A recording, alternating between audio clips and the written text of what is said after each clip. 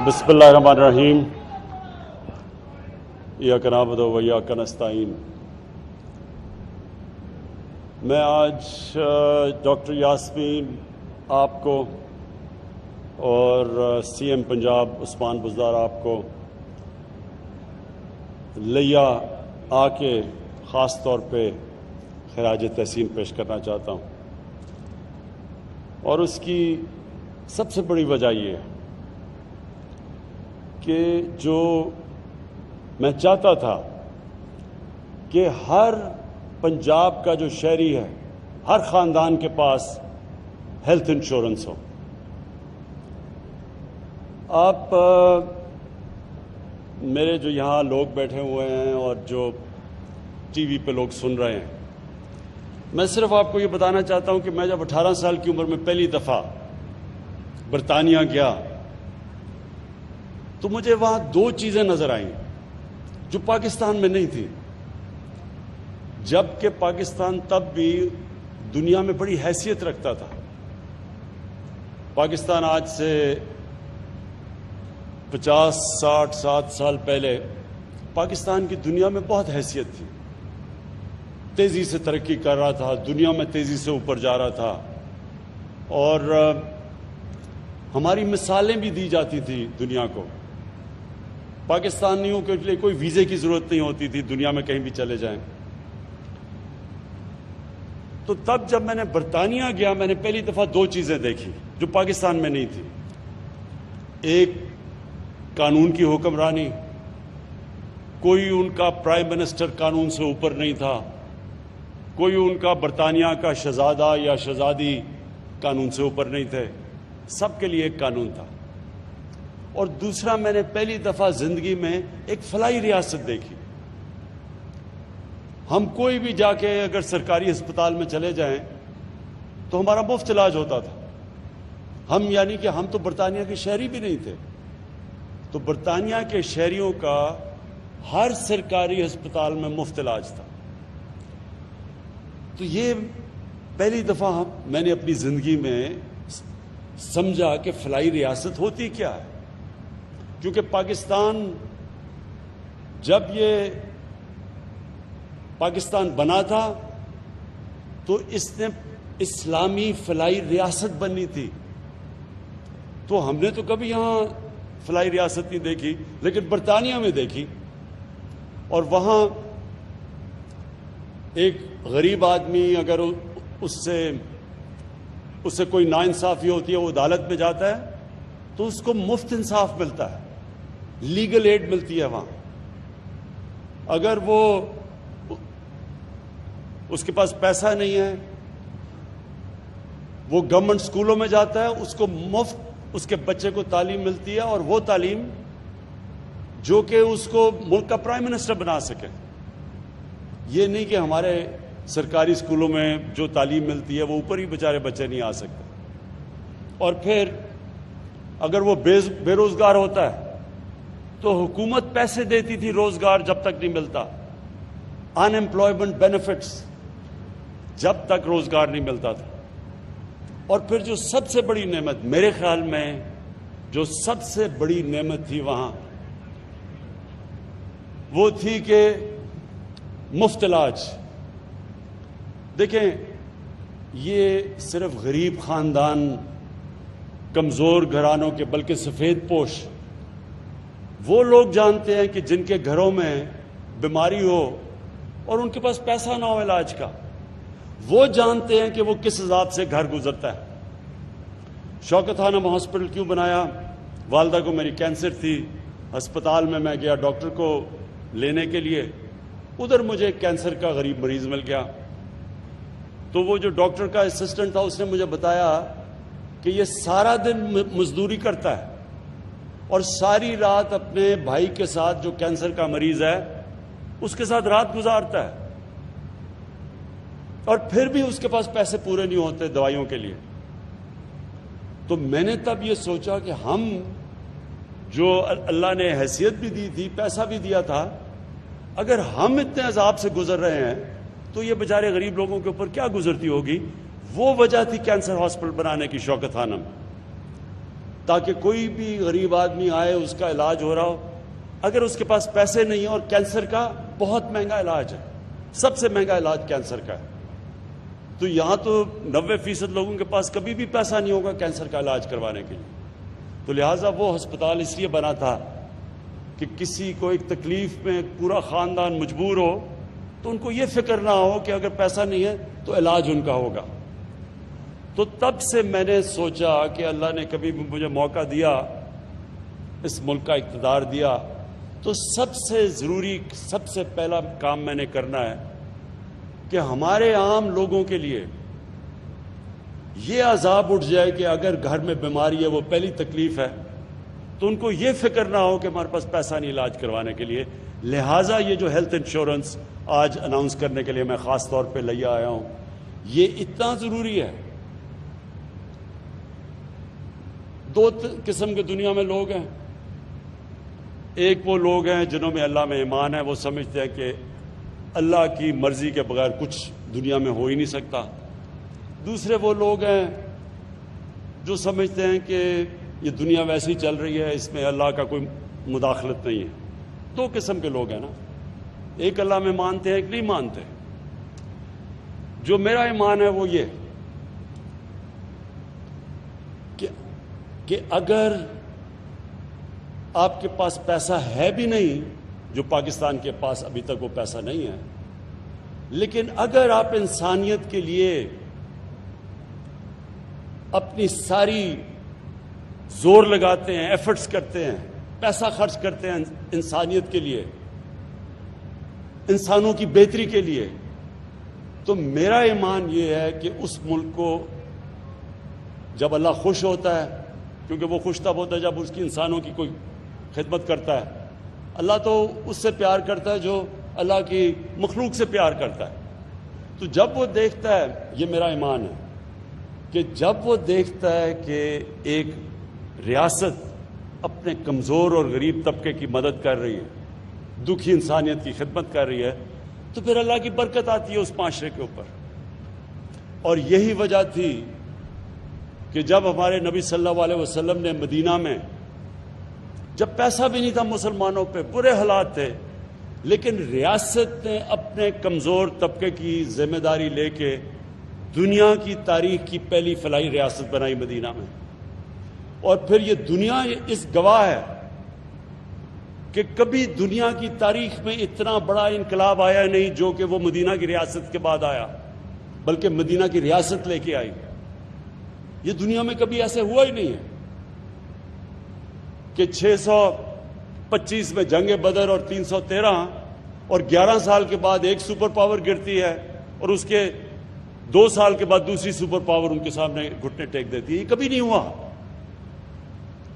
اور یہ جو ماننے والے لوگ ہیں اللہ میں، انہیں پتہ ہے کہ جب اللہ خوش ہوتا ہے، اور وہ جب سرکار مدینہ نے جب انسانیت کو ترجیح دی اور انصاف کو، تو وہی دیکھتے دیکھتے دنیا کی امامت کی ان لوگوں نے. تو پاکستان کا بھی وہی ماڈل ہے. ہمارے پاس اتنا بھی پیسہ نہیں ہے، مقروض ہیں، IMF کے پروگرام میں ہم ہیں، ہمارے پاس سود دیتے ہیں، قرضوں کے اوپر سود ہی دینا، آدھا تو پیسہ چلا جاتا ہے جو قرضے پچھلوں نے لیے تھے اس کے اوپر سود دینے کے لیے. لیکن اس کے باوجود یہ جو 2 صوبوں نے، خیبر پختونخوا نے اور اب پنجاب نے، یہ جو فیصلہ کیا کہ سارے لوگوں کو ہیلتھ انشورنس ملے گی جو بھی اس صوبے میں لوگ رہتے ہیں، میں اس لیے آپ کو خراج تحسین پیش کرتا ہوں کہ اس کی وجہ سے پیسہ آئے گا آپ کے پاس. 2 سوچ ہے نا، ایک جو نہیں مانتا اللہ میں، وہ کہتا ہے پہلے پیسے اکٹھے کریں گے اور پھر ہم فلاحی ریاست بنائیں گے. دوسرے جو ہماری طرح میں اللہ میں مانتے ہیں، وہ یہ سمجھتے ہیں کہ پہلے ہم لوگوں کی خدمت کریں گے پھر اللہ پیسہ لے کے آئے گا. کیونکہ اللہ تو جب خوش ہوتا ہے، وہ کسان جو بیٹھے ہوئے ہیں، آپ سے بہتر کون جانتا ہے کہ اللہ کے اوپر ہوتا ہے. بارش صحیح ٹائم پہ آ جائے تو آپ کی عید بن جاتی ہے، بارش نہیں آتی تو اللہ کا عذاب آ جاتا ہے. تو یہ تو ہماری طرح کے لوگ، ہم تو سمجھتے ہیں کہ ہماری پہلی ڈیوٹی یہ ہے کہ اللہ کو خوش کریں، اور اللہ خوش ہوتا ہے جب اس کی عوام کی خدمت کریں. اس کی عوام کو سب سے پہلی چیز کہ جب وہ برا وقت ہوتا ہے، جب گھر میں بیماریاں ہوتی ہیں، تو اس کو کبھی یہ فکر نہ ہو کہ میرے پاس اگر پیسہ نہیں تو میرا علاج نہیں ہوگا۔ اور یہ آج جو 2 ڈویژنز کو آپ نے، یہ پنجاب کی 2 ڈویژنز کو آپ نے جو ہیلتھ کارڈ دیا ہے، اور یہ میں پھر سے بتا دوں، یونیورسل ہیلتھ کوریج کا مطلب کیا ہوتا ہے کہ ہر خاندان کے پاس ہیلتھ انشورنس ہے، ہر خاندان کے پاس ہیلتھ انشورنس ہوگی 7,20,000 روپے کی، کہ وہ کسی بھی، یہ بھی ضروری ہے سمجھنا، صرف گورنمنٹ ہاسپٹل نہیں، کسی بھی ہسپتال میں جا کے اپنا علاج کروا سکتے ہیں 7,20,000 روپے پہ۔ اور پھر جو ڈاکٹر یاسمین نے دوسری بات کی کہ اگر ان کے پیسے ختم ہو گئے تو مزید 3 لاکھ اور دیا جائے گا تاکہ وہ اپنا علاج پورا کر سکے، مکمل کر سکے۔ اور یہ میں ڈاکٹر یاسمین آپ کو، آپ کی ہیلتھ ڈپارٹمنٹ اس کو، اور یہ بہت بڑی ذمہ داری ہے اسٹیٹ لائف کے اوپر، اور یہ ہمیں سارا، ہماری فیڈرل گورنمنٹ اسٹیٹ لائف کے ساتھ مسلسل ہم اس کو اسکروٹنی کریں گے، اس کو دیکھتے رہیں گے، اس کی پوری طرح اس کے اوپر نگاہ رکھیں گے، کیونکہ یہ بہت بڑا، یہ کبھی ہوا ہی نہیں ہے۔ اور میرا تو ایمان یہ، اب تک ہم دنیا کو فالو کرتے ہیں، ہم دیکھتے ہیں جی دنیا میں کیا ہو رہا ہے، یہ تو پاکستان پہلا وہ ملک وہ کام کر رہے ہیں جو شاید ہی دنیا میں کہیں ایسا ہے۔ یہ جو سسٹم ہم لے کے آ رہے ہیں دنیا میں نہیں ہے، یونیورسل ہیلتھ کوریج، یعنی آپ لوگوں کو یہ بھی نہیں کہہ رہے کہ پریمیم دے، انشورنس کی جو پریمیم دے، مفت آپ پریمیم گورنمنٹ دے رہی ہے علاج لوگوں کا کروانے کے لیے۔ تو اس کے لیے ویسے کیونکہ پہلی دفعہ پاکستان میں ہو رہا ہے، اس کے اوپر ہمیں مسلسل نگاہ رکھنی پڑے گی، اور اس میں چیلنجز آئیں گے، اس میں فراڈ کے بھی چیلنجز ہوں گے، وہ بھی ہمیں انفارمیشن ٹیکنالوجی کی وجہ سے دیکھنا پڑے گا کہ کوئی اس کے اوپر اس کو غلط استعمال نہ کرے۔ لیکن انشاءاللہ یہ پاکستان میں صرف یہی نہیں کہ لوگوں کے لیے ایک سیفٹی نیٹ بن جائے گا، عام لوگوں کے لیے ایک ایسی چیز ہوگی کہ ان کی صحت کی ان کو فکر چلی جائے گی، لیکن دوسری چیز یہ ہے کہ یہ پورا ہیلتھ سسٹم اس کی وجہ سے آ جائے گا، پرائیویٹ سیکٹر آئے گا۔ اور میں ابھی بھی، لوگ یہ سمجھے نہیں ہیں پوری طرح، میں ہیلتھ منسٹر یہاں بیٹھے ہیں، میں ان کو بھی کہوں گا کہ ابھی سے ہمیں پوری کوشش کرنی چاہیے پرائیویٹ سیکٹر کو جو ہاسپٹل بنانا چاہتے ہیں ان کی ہم پوری طرح مدد کریں۔ ان کے لیے ہم نے یہ بھی سوچا ہوا ہے کہ اوقاف کی زمینوں پہ اور ایویکیو ٹرسٹ کی زمینوں کے اوپر جو ہیں، اور ریلوے کی زمینوں کے اوپر بھی بڑی زمینیں ہمارے پاس پڑی ہیں، ان کے اوپر ہم بہت سستی زمین ان کو دیں ہاسپٹل بنانے کے لیے، تاکہ پرائیویٹ سیکٹر آئے، اور ان کے لیے پھر ڈیوٹی فری، کوئی ان کو جو بھی اکوپمنٹ پاکستان میں نہیں بنتی ہیلتھ کی، ان کو ہم ڈیوٹی فری منگوانے دیں، باہر سے موقع دیں تاکہ پرائیویٹ سیکٹر آئے اور سارے پاکستان میں ہسپتالوں کا جال بچھے۔ اور جو اتنا بڑا مسئلہ ہمارے لوگوں کا ہے صحت کا، کہ یہ مجھے بڑے افسوس سے کہنا پڑتا ہے کہ ہم دنیا میں وہ ملک پیچھے رہ گیا دنیا سے، جدھر ہماری بچے تقریباً دنیا میں ان چند ملکوں میں سے ہیں، سب سے زیادہ ہمارے بچے 5 سال کی عمر سے پہلے وفات پا جاتے ہیں، کیونکہ بنیادی ہم ان کو پانی نہیں دے سکتے صاف پینے کا، اور جو بھی بنیادی ان کو ضروریات ہیں۔ اور دوسرا، ہماری جو مائیں ہیں، سب سے زیادہ ڈیلیوری کے پوائنٹ پہ پاکستان میں، دنیا میں وہ چند ملک ہیں، سب سے زیادہ مائیں مرتی ہیں ڈیلیوری کے ٹائم پہ۔ اس لیے یہ بڑا امپورٹنٹ ہے۔ جو دوسری چیز آپ نے یہاں لیا، اور یہ جتنی ریموٹ ڈسٹرکٹس ہیں، مدر اینڈ چائلڈ ہاسپٹلس کا جو 5 ہاسپٹلس بنانے کا فیصلہ کیا، یہ بھی بہت ضروری اس لیے تھا کہ پھر سے میں کہہ رہا ہوں کہ چائلڈ مورٹیلٹی اور جو پریگننسی میں جو مائیں مرتی ہیں، وہ سب سے زیادہ دنیا میں 5-6 ملک ہیں جدھر پاکستان ٹاپ پہ ہے۔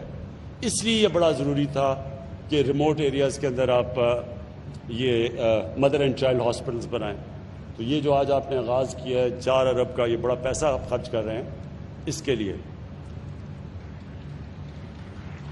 اور ساتھ ساتھ اس کے لیے وہ بھی ہیلتھ ریلیٹڈ ہے کہ یہ جو آپ نے سولرائزیشن کی ہے BHUs کی، بیسک ہیلتھ یونٹس کی، یہ بھی ضروری اس لیے ہے کہ یہاں دیہاتوں کے اندر ریگولر سپلائی بجلی کا نہیں ہے، ریموٹ ایریاز میں بیسک ہیلتھ یونٹ ہے اور ادھر بجلی بڑی دیر تک چلی جاتی ہے. اس لیے سولرائزیشن جو سارے ہیلتھ یونٹس کا فیصلہ ہوا ہے، شروع کریں گے بیسک ہیلتھ یونٹ کا ادھر لیا میں اور پھر باقی علاقوں میں لے کے جائیں گے. یہ بھی میں آپ کو خراج تحسین پیش کرتا ہوں. یہ بڑا زبردست پہلا قدم ہے. میں آخر میں چیف منسٹر پنجاب آپ کو اس چیز کی خراج تحسین پیش کرتا ہوں کہ آپ نے فیصلہ کیا کہ جو بھی سب سے پیچھے ڈسٹرکٹس رہ گئی ہیں، ڈویژنز رہ گئی ہیں، ان کے اوپر زیادہ توجہ دی جائے. اب تک ہوتا کیا رہا ہے کہ جو ہمارے سینٹرز ہیں، مثلا لاہور، اس کے اوپر زیادہ توجہ ہے اور ہونی بھی چاہیے، ہمارا سینٹر ہے، لیکن اس کی وجہ سے جو باقی علاقوں میں پیسہ خرچ کرنا چاہیے تھا وہ نہیں کیا گیا. تو وہ بہت فرق ہو گیا ہے. جتنا پیسہ لاہور، اسلام آباد یا کراچی میں تو خیر کم، لاہور اور اسلام آباد میں بنسبت کے باقی جو دور دراز علاقے ہیں، اس سے کیا نقصان ہوا ہے؟ تیزی سے لوگ شہروں کی طرف جا رہے ہیں اور شہروں کی آبادی تیزی سے بڑھتی جا رہی ہے. اسلام آباد کی آبادی 20 سالوں میں 1.5 گنا زیادہ بڑھ گئی ہے. لاہور کی آبادی 1.5 گنا سے بھی زیادہ بڑھ گئی ہے پچھلے 20-24 سال میں. اس سے کیا نقصان ہو رہا ہے؟ شہروں کے اندر اتنی تیزی سے آبادی بڑھ رہی ہے کہ نہ وہاں صحیح معنی میں سیوریج سسٹم دے سکتے ہیں ان کو، نہ صحیح معنی میں گندگی اٹھا سکتے ہیں. اوپر سے جو پانی ہے وہ نیچے جاتا جا رہا ہے. جو کراچی کے اندر مسئلہ ہے آج پانی کا، پیسے دینے پڑتے ہیں لوگوں کو ٹینکر لانے کے لیے گھر، کیونکہ پانی نہیں ہے.